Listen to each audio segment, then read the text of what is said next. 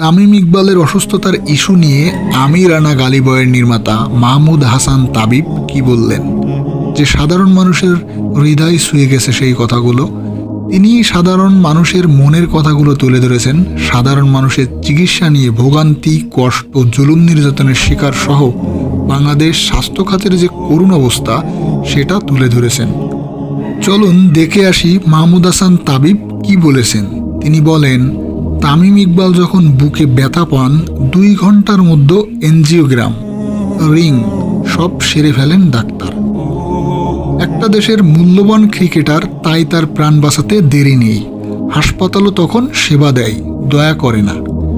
আল্লাহর রহমতে তামিম ভাই বেঁচে আছেন, কিন্তু যারা তামিম না, যারা শুধুই নাগরিক, তাদের বুকে ব্যথা মানেই বুকের উপর ভর্তি ফর্ম, সিরিয়াল, অ্যানালাইসিস ফি, প্রতীক্ষার ওয়ার্ড আর হয়তো একটা শোকবার্তা। এখানে সেবা পেতে হলে তুমি ধনী হতে হবে, জনপ্রিয় হতে হবে, নয়তো হতে হবে নিছক ভাগ্যবান। একই রিং, একই ডাক্তার, একই অপারেশন, তবু কারোর জন্য 25,000 আর কারোর জন্য 2 লাখ। এটা কি সেবা? না ভাই, এটা সেন্ট নামের চুক্তিভিত্তিক ডাকাতি। বাংলাদেশে চিকিৎসা নেই এই মিথ্যা বলে যারা, তারা আসলে সত্যকে আড়াল করে। চিকিৎসা আছে, সততা নেই।